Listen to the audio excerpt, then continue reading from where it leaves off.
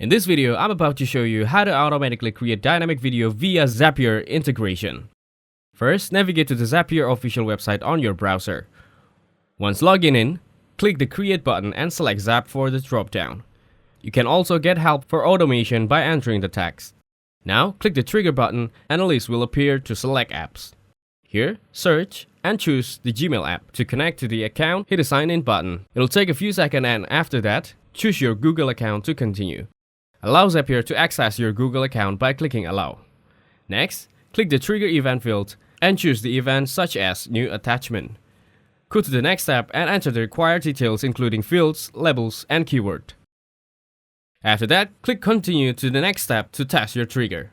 Then, click Test Trigger to start testing it. Following that, select the Action app to banner pair from the list. Now, click the Action Event field and choose the event such as Create Video. Following that, run a test to ensure the video is generated correctly in banner pair.